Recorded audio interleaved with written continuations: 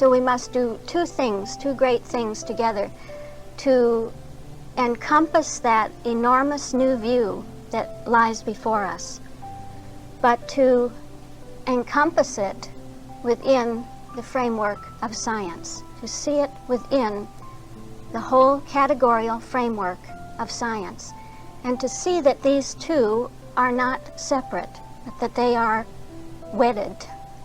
The bigness of the idea, the newness of the idea, the greatness of it is one with the structure of science, the structure of being itself.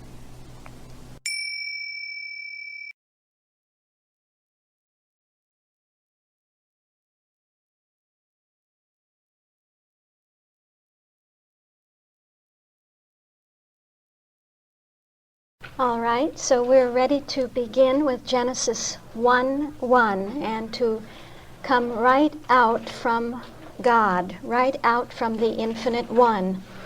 And we will see how through Mrs. Eddy's spiritual sense and spiritual understanding, and as she has given us in her exegesis of Genesis, how we can understand what the Bible is presenting, and the fact that it is showing us now this full multi-dimensionality of the infinite one principle called God. So I have put up on the overhead projector the model of being, because in fact we will be tracing and following that divine descent from science itself to divine science, to absolute Christian science, and to Christian science, where we encounter the first great record of creation. So we begin, and in the textbook, it's on page 502, Genesis 1:1. In the beginning, God created the heaven and the earth. And Mrs. Eddy begins with her exegesis, and she says the infinite has no beginning, but it says in the beginning. So what is meant by the beginning? And the textbook says this word beginning is employed to signify the only. And with that first statement, she gives us the touch, the feel, the tonality of science itself, as though to say, well, in principle, there isn't anything but God. The only thing there is God. In principle, there is only God, the infinite one. Or we might say, in the first place, to begin with, to start with, basically, fundamentally, there's only God. Isn't that the level of science itself? And then she goes on and she gives us the descent to divine science, as though to take that one statement, because it's in the beginning, God created the heaven and the earth, and now she's unfolding that, unfolding the content, the implications of that, of what is implicate in that great statement. So we've seen that fundamentally there is only God, and now she says, what does that imply? That implies divine science. Science itself always implies divine science. It always implies all of the further levels. But the first level that we encounter is divine science. She says that means, that onlyness means what? That the eternal verity and unity of God and man, including the universe, is there. That held in this infinite one is the eternality and the verity of creator and creation, as a one. Creator and creation complete, fulfilled. The eternal verity and unity of God and man, including the universe. As though to say, this one, this infinite one God, the only God, is the origin, it's the source of all that is. All that is, the universe of God, the divine creation of God, that heaven and earth is the divine creation, and that this divine creation is within God. You hear divine science. Divine science always having to do with that sense of the infinite self-containment of being, the self-encompassment of being, what that infinite one, as that infinite one considers itself and looks consciously into itself, it sees its own containment, what it contains, its idea of itself, how it knows itself.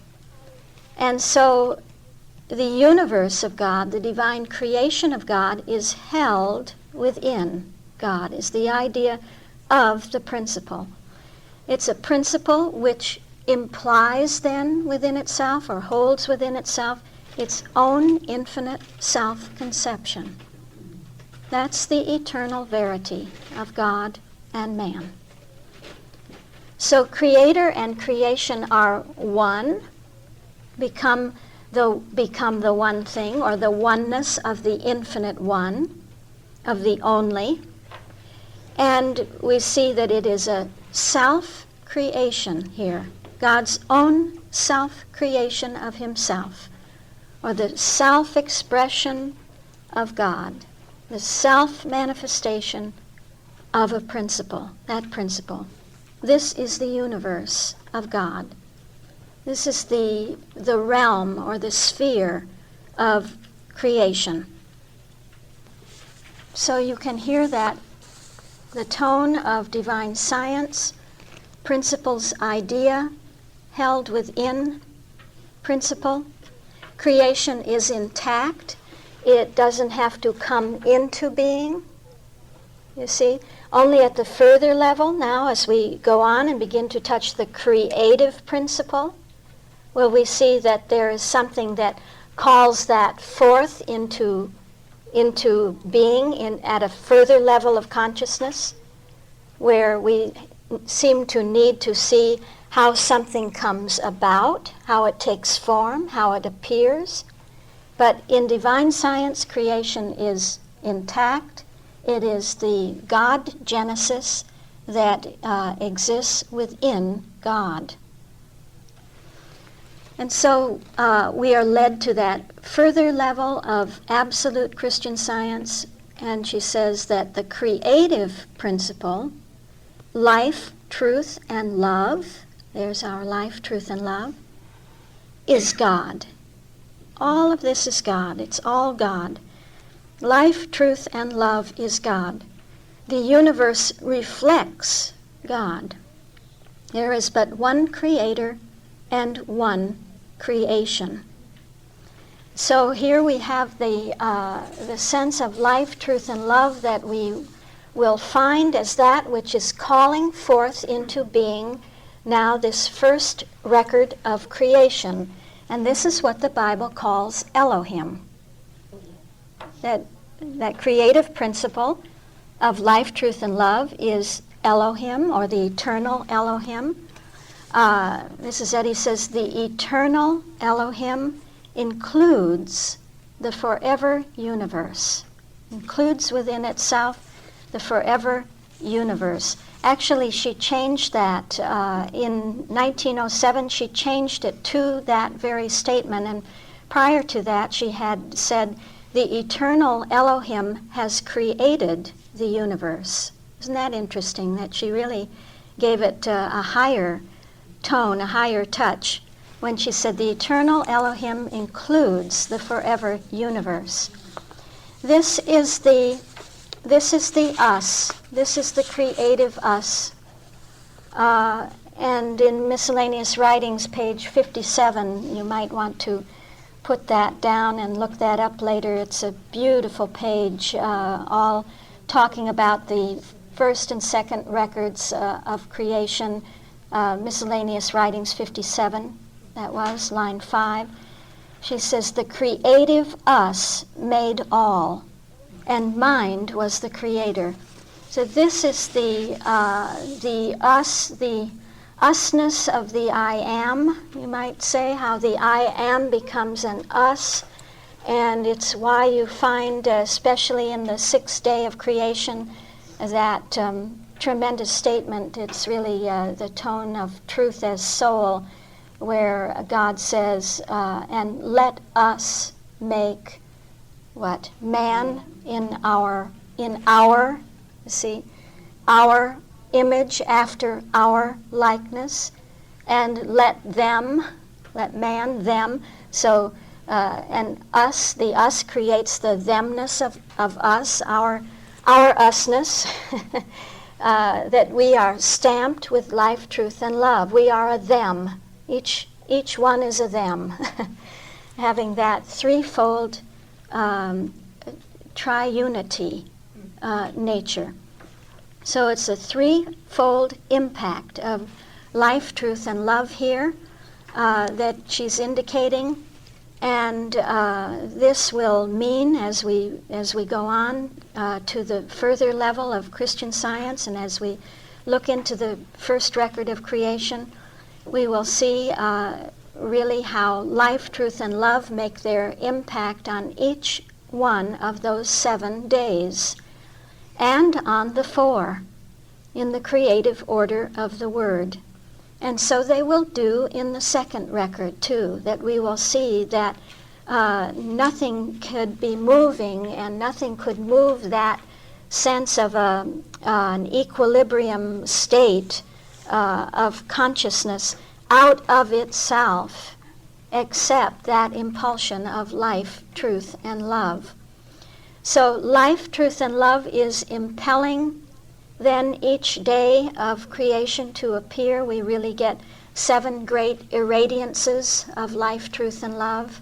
If you know the definition of day in the glossary, she says it is the irradiance of life, truth, and love, and we get 7 great irradiances, impelling really each day to come forth and impelling it to become factual, not just hoping, throwing something forth and hoping it will stick, but making sure in that law is the assurance that each day becomes a fact and that each day is perfect and is fulfilled.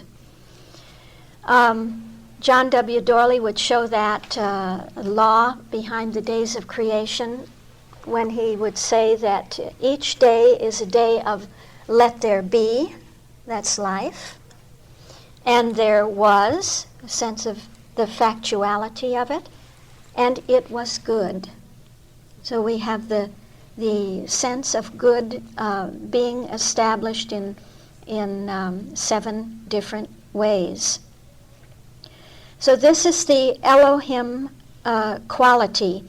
Elohim is the creator God. It's the name that is used to indicate God as creator. And this term creator is used only in respect to God in his creative role, and in respect to a very tender relationship to man as his creation. Where does it talk about Elohim? Is it in the Science and Health of the Bible, or where? Well, Elohim is the, when you look into the Hebrew, even though in the Bible in our Bible, you don't see Elohim there, but when you go back to the original Hebrew, you find that there are many different names for God, and they indicate different offices for God's nature. So when Elohim is used, as it is in the Elohistic document or in the priestly document, and here and there in the second record also. This is the very intimate sense of relationship of creator to creation. You see, the second record says, and God formed man. It doesn't say that he created man. But it's the first record that shows this unique relationship of creation.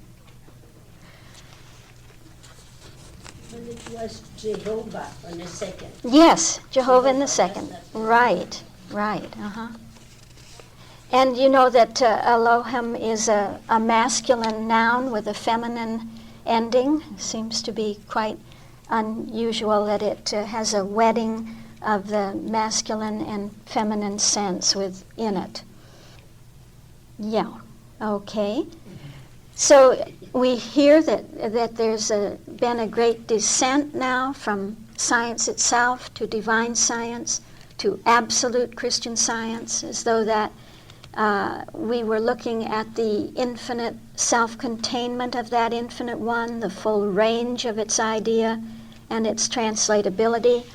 And we have all of the levels of divine self-consciousness showing themselves forth. And so we come to the level of Christian science. And you can hear it at once in the exegesis. This creation consists of, now what is this creation? That we've seen that there is but one creator and one creation, that life, truth, and love is the creative principle. What does this creation consist of? The unfolding of spiritual ideas and their identities, which are embraced in the infinite mind and forever reflected. These ideas range from the infinitesimal to the infinite, to infinity, and the highest ideas are the sons and daughters of God. So there you have a touch of Christian science, and actually you have all 7 there. I know how familiar you all are with that text. Let's just quickly look at it and point out the 7. This creation consists of the unfolding of spiritual ideas. You see that it isn't in, I think Max brings out in his, certainly in his Genesis talks, that because of the grammar, it isn't laid out in mind, spirit, soul, but because of having to, the English grammar having to dictate the sentence structure, the order is different, but they are all there. So this creation consists, you have a sense of principle, consists of what? The unfolding spirit of spiritual ideas, mind, and their identities, soul, which are embraced, love, in the infinite mind and forever life, reflected. This is actually truth reflected. These ideas range from the infinitesimal to infinity. So there we have all of the levels of full unfolding or unfurling of that one principle to every conceivable level of conscious experience. Then we go on and we see that she brings in Genesis 1:2, and now we're going to focus in more on that descent. And here Mrs. Eddy will show us something further about divine science. We're being readied to make the complete descent now from divine science to absolute to Christian science. And so she takes the text, and the earth was without form and void, and darkness was upon the face of the deep. There are so many ways to interpret that. Darkness was upon the face of the deep. But Mrs. Eddy does it in an absolutely exquisite and unmistakable way, a system-intrinsic way, we will see. And the Spirit of God moved upon the face of the waters. She says the divine principle and idea constitute spiritual harmony, heaven, and eternity. So with this exegesis now, which consists of one paragraph, she's going to show us divine science. She makes that basic statement about divine science, and then we'll show divine science as the Word, as the Christ, and as Christianity. So do you have that pattern now? It's divine science itself, then as the Word, as the Christ, and as Christianity. The divine principle and idea constitute spiritual harmony, heaven, and eternity. This is certainly divine science. In the universe of truth, what is unknown in the universe of truth? What is the darkness, the unknown, that which is unknown in the universe of truth? Huh? What? What is unknown? Matter is unknown. No supposition of error enters here. So the darkness, or the unknowingness, something being unknown, what is unknown? To divine science, the face of error is unknown. Divine science does not know error. You remember that. You remember that from, if you go back to the Four Levels book, and you see how each level handles the claim of matter, for instance. You would see that in divine science, matter is unknown. What is matter? Matter is only the claim of duality. Matter is a claim of there being more than one infinite spirit. The claim that there is not the monism, the onlyness of spirit. That's what the claim of matter is. To divine science, this is unknown. Matter is unknown. And error is unknown. No supposition, not even the supposition of error, enters there. So this is the even the level, you see, of darkness upon the face of error. That darkness upon the face of error is the fact that divine science does not know error, cannot know error. It's love. It is divine love. To love there is no error, right? Love knows no error. And it's only by implication then that we would see at the further levels how darkness would be resolved, how error would be resolved. Out from the fact, from the descent of the fact that to divine science, error is unknown. Then she goes on, divine science, the Word of God, so we get a touch of the Word of God, saith to the darkness upon the face of error. So this not knowing error is a great statement to the further level. It's going to become a great statement to the further level. And what is the statement that divine science makes to every further level? God is all in all. All there is God. This is the Word of God, the Word of divine science. And a touch of the Christ, and the light of ever-present love illumines the universe. Illumines the universe. That sense of the light of the Christ, that it is the Christ that takes the light of divine science. Would you know from your study of the levels that you have the sense of infinite light in divine science in the Word? Do you remember that from your, what's the survey? The survey, huh? That infinite light of divine science. And it is the Christ then that throws that light on everything. It illumines the whole universe with that light.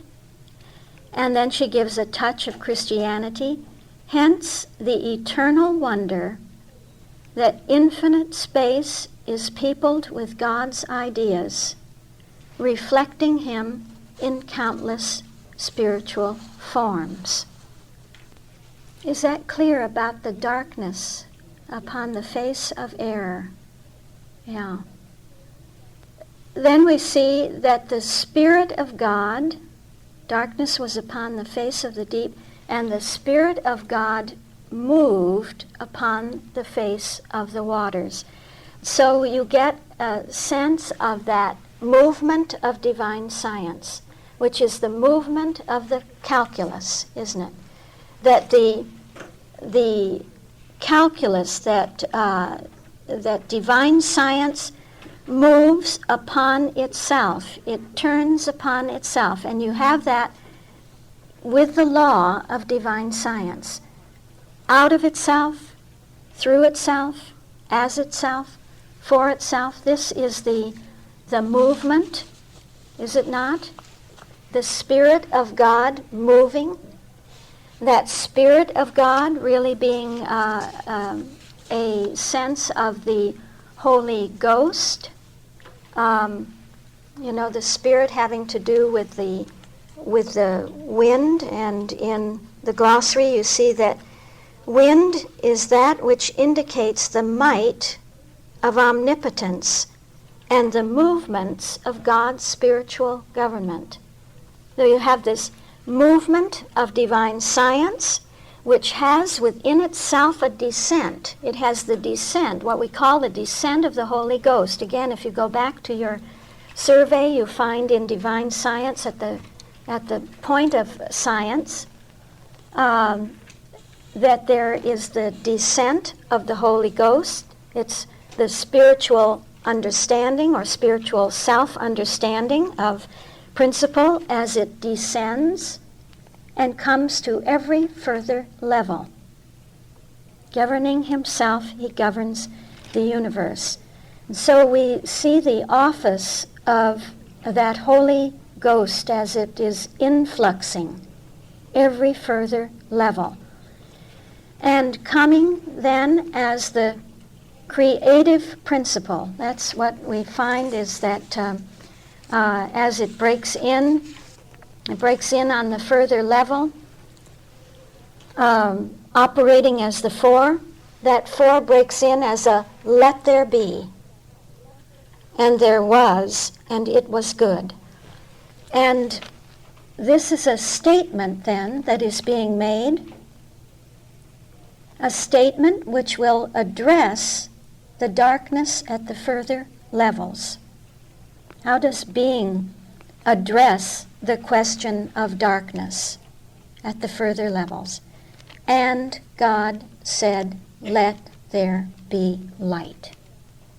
That's what the movement of the calculus brings forth. By moving on itself, by moving through its own self-operation, out of itself, through itself, as itself, for itself, by moving within and upon himself, God addresses all further questions, all further issues at every further level are answered by that Spirit of God moving upon the face of the waters.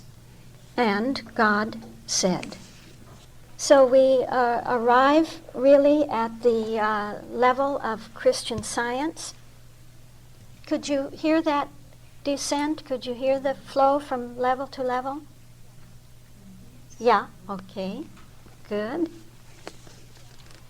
And that brings us really now to looking into the level of Christian Science into that law, that sevenfold law, and to see that those seven are embedded in the four. So we need to see much more clearly what the four are and what the four are doing now. So what about the seven? You know, we talk about those seven as a law of cause and effect. But what do we mean by cause and effect? It's a law of causality, isn't it? That law of the word. A law that moves from cause at the beginning, from mind at the beginning, and develops until there is an effect at the point of love. But is it a law that begins and ends? Does it have a beginning and an ending, really? Does it end, for instance, when the 7 days end, or when you come to the fulfillment of a creative act, a creative instance of the word order? Is that the end? Does it end there? Or does it lead you somewhere further? Does it lead you on? If it were merely a cause and effect law, it would never go anywhere. We would never go anywhere, really. It would have a start and a finish, a beginning and an end. But this law of the seven is a cybernetic law, and that means that it has the four built into it. Only if you have the four built into that law is it going to go anywhere. Otherwise, it has an end to it. So a cybernetic law goes around and around and around, doesn't it? And that appears to be closed, that appears as though it would be repetitive, as though it would be limited, as though you would keep repeating and repeating the same thing. But because of the nature of the calculus, it is not repetitive, but it is that which brings about the spiraling upward of our progress. So that the effect of that law brings us right back again, feeds us right back again to the beginning, to the input, but it's an input on a completely new level. A completely new level, at an ascended level. This really gives to that law of the creative word, the law that we see in the first record of creation, what we can call a non-linearity. So it is not just a linear law with a beginning and an end. It's non-linear. You perhaps remember the name Ilya Prigogine. He's the chemist who the Nobel Prize laureate, and he says non-linearity represents the universe's creativity. So we see that this is so true, that for there to be true creativity, there must be this non-linearity of the cybernetic function of the calculus present. And evidently this is present everywhere. This is working everywhere in nature.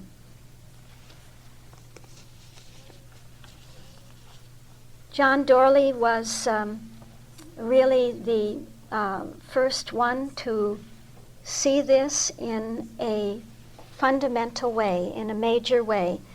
You know that it was in 1943 that he formulated his matrix, and he formulated that matrix before he discovered the subtones of the days of creation.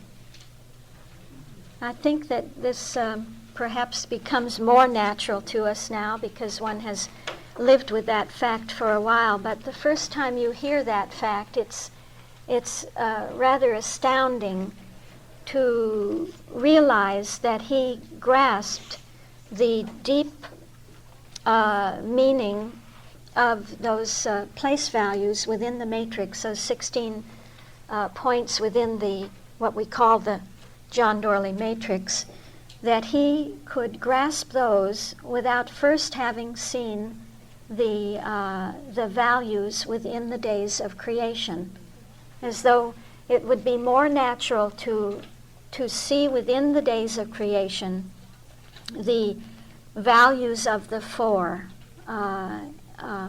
taking place, and then be able to draw the higher conclusions or the deeper conclusions of the matrix. But his spiritual intuition grasped the place values of the matrix first.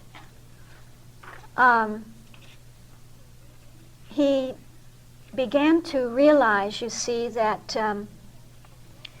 the seven only moved, that the seven only would be able to unfold themselves as an order because they had the four within them. And so he could see that because we had four great orders, the Word order, the Christ order, the Christianity order, the science order on the level of Christian Science, that these four orders had the four within them. They had the calculus within them. And that was how the idea began to develop of testing and weighing those values to see what would the word aspect be. Say, taking the word order, what would be the word aspect of the word, the Christ aspect of the word, the Christianity aspect of the word, the science aspect of the word. And so he would have to have those tonalities, not only the tonality of the word, but of the word, as the Christ, as Christianity, as science. And so it was after some great time of living with that subject that he could discern the breaks within each of those four orders and formulate his matrix. This is the matrix then that was further taken by Max Kapler. Actually, at John Doorley's time, you know that we did not have the indices. Actually, it wasn't a completed matrix. A matrix is only a matrix when you have the indices, the values for the I and the values for the J. And this was the contribution of Max Kapler, who came along later. Let's see, you have your credits here. See, John Doorley, 1946, and then a final revision in 1949. And Max Kapler, first in 1974, presenting the values for the I and J indices. And in 1988, a revision to the value for the Christ in the I index, so that there have been no further changes since 1988. There are others who have worked with this matrix and have seen other correlations. I've worked with it, have seen other correlations, but nothing that would cause me to want to change anything that is present here. Others have worked with this matrix and have seen embedded within it further levels, further matrices. These, I feel, are all valid. They're valid, but they are nested within this matrix. It's an absolutely unique matrix. There's nothing else like it. It is such a nest, such a sense of nestedness within it. And so now we're going to see how nested within the values that John Doorley has given to the word vertical are the values for the breaks the fourfold breaks that we will find in the days of creation and in the second record. So you see that, let's just quickly go through the indices, just so you have a feeling of the whole of that matrix. That in your I index, you know what I mean by your I index, those values that go across the top of the matrix and are the dominant values, whereas the J values, which go along the left-hand side of the matrix, are subdominant. In those values of the I, you have for the word God's own self-declaration. God's self-declaration. This is characterizing the whole of the word order. Here you see we don't have anything but capitalized terms in the body of that matrix. We don't have ideas there. We don't have a days of creation sense there. We have the highest kind of a crystallization or distillation of the word, namely as capitalized terms. This is God's own self-declaration of himself. Then in the Christ order, we have God's self-translation. So that order would show the self-translation of God, how principle translates itself to the point of mind or idea, individual, specific idea. In Christianity, you have God's infinite self-reflection. This is typically Christianity, showing then the outcome of the workings of the Christ idea as a realm of ideas, a realm of the infinite self-reflection of the Word and the Christ. And in science, you have God's self-interpretation as science. It's a very high valuation for those orders, almost a touch of divine science whenever you get that a self-declaration. You hear that within a self-declaration, a self-translation, a self-reflection, a self-interpretation, giving really the touch or the tinge of divine science to the language of the capitalized terms, being the language of the 7,000-year period or divine science. Then in the J index, you again have the four, and these four then are qualifying the I. So that in each one of those four orders, you will have a word aspect, right? So the word order has a word aspect within it. The Christ order has a word aspect within it. The Christianity order has a word aspect within it. And so the science order has its aspect as the word.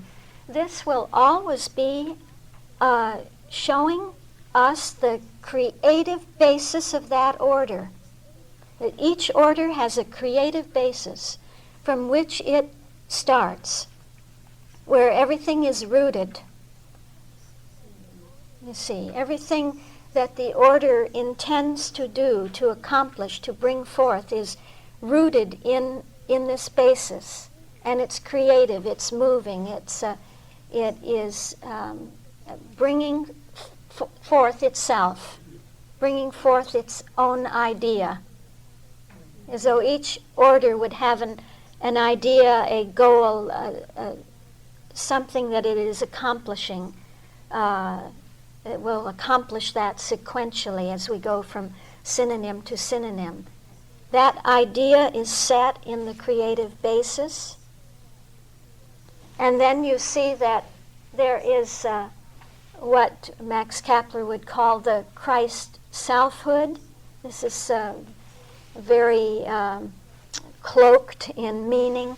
You have to realize that the Christ selfhood is meaning that once the creative basis is established, everything is there for the Christ to work with that, to calculate with that, to bring that forth again, bring that forth in without end, to realize that. It's that realization of the Christ, able to realize that. We see that, so beautifully in the days of creation, because in the days of creation you have, in the Word as the Word, you have your primal elements of creativity. The primal elements in the Word as the Word. Everything that you need for creation is there in the Word as the Word. Then the Word as the Christ comes in and it says, yes, and that has the seed within itself. It has everything within itself to keep on being what it is, to maintain the identity of creation. Everything is there to reproduce itself without end, to immortalize itself. This is the sense that is meant by the Christ selfhood. So Max Kepler could see that each order had that within itself, had that quality of the Christ selfhood within itself. I hope I'm not muddying the waters. I was trying to give you an example from the days of creation, which we will go on to do in a more deliberate way. And then Doorley could see, could feel, could intuit spiritually that every order had a Christianity sense to it, no matter whether it's the Word order or the Christ order, Christianity order, Science order. Each one of those orders reflects Christianity. And what does that mean? Well, that every order has its own pure demonstration.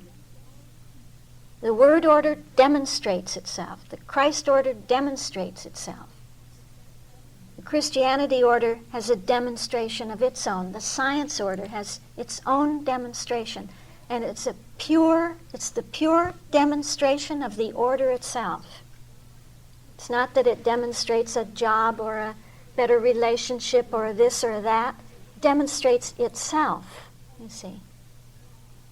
And finally, they could see that each order is brought back to or brought to rest in its own sense of self-fulfillment, really in what Max Kepler would refer to as its own God-beingness.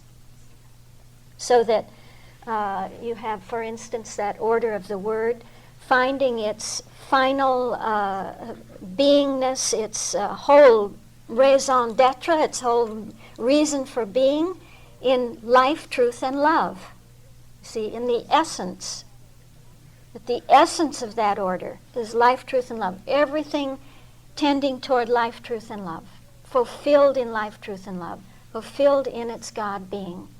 So each order has its fulfillment. The Christ is fulfilled in soul, spirit, mind. And you have to understand that order to know that that's the whole reason for that order, is to come to soul, spirit, mind, the manifestation of the individual idea. In Christianity, it's again life, truth, and love, but it's the realm of the ideas of Christianity being a realm of life, truth, and love, a fulfilled realm of the ideas, every idea, an idea of life, truth, and love. And finally, in the Science order, you would see that the whole reason, and really this is the final point for the matrix, the 16th standpoint, is to bring everything to one principle, to its God-beingness in one principle. Something like that. That's just a rough way of becoming a little bit familiar with that matrix. And so we want to focus a little bit more on that word and to see how that word order is the deeper structure behind the breaks that we will have in the days of creation.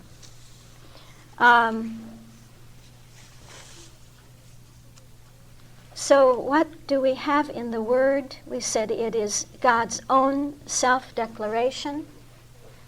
What is the creative basis, then, of that self-declaration? It is God saying, I am mind, I am spirit, and I am soul. And these three cannot be split up. They cannot be broken up. You need for that point of intersection not just mind and spirit, but mind, spirit, and soul.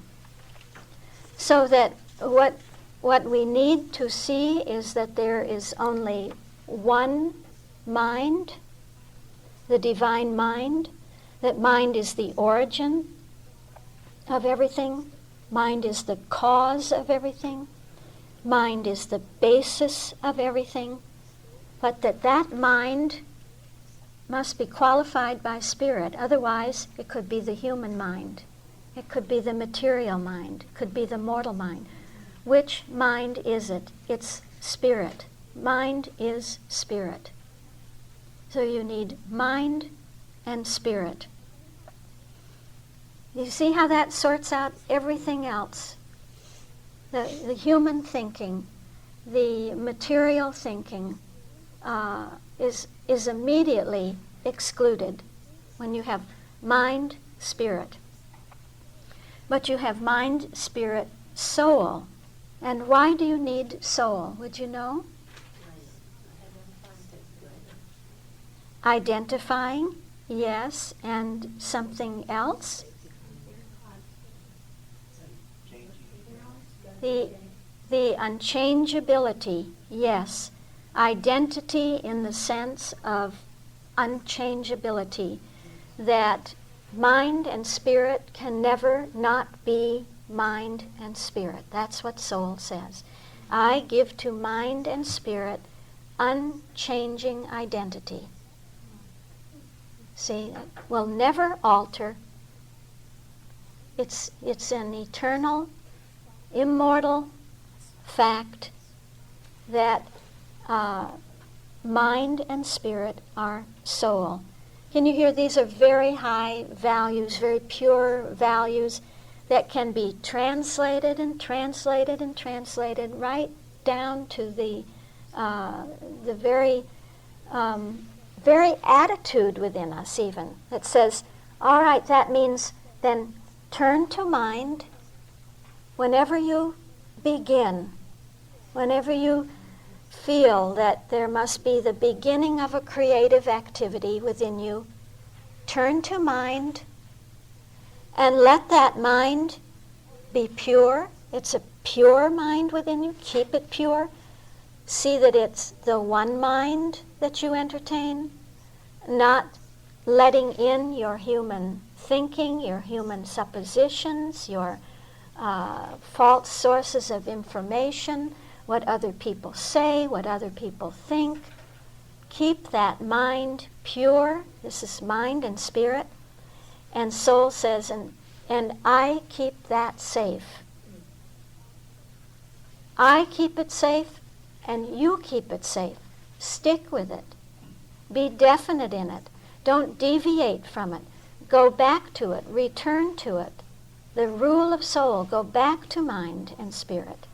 Soul always sends you back to mind and spirit. So you see how that very high sense translates right to an attitude within us of how to work, really, how to be consciously conscious of these great realities of being in the most practical, everyday situations. So that's the cornerstone of the matrix. And then we would see that we have in the Word as the Christ. What? The Christ selfhood of that word order is soul. principle life. So we pick up soul again. We had mind, spirit, soul, and word is word. Now word is Christ. Soul, principle, life. Soul here has a different office, a new office to fulfill. It has again something to do with identity, but it has to do with identifying everything with principle. Identifying with principle. So soul is identity, and you see too that John Doorley gave epitomizations to each point of intersection. You see that? We haven't mentioned that. To mind, spirit, and soul, he said this is order. This is the cornerstone of the matrix is the order, mind, spirit, and soul. Order leads to identity. So you have in the word as the Christ, identity, that what mind, spirit, and soul are bringing forth has unlimited identity, unbounded identity. It is identified with its principle, and it is individualized by life. Whatever is brought forth by mind, spirit, and soul, therefore, is an identity which is one with its creative principle and can be infinitely individualized by life. This is the word as the Christ.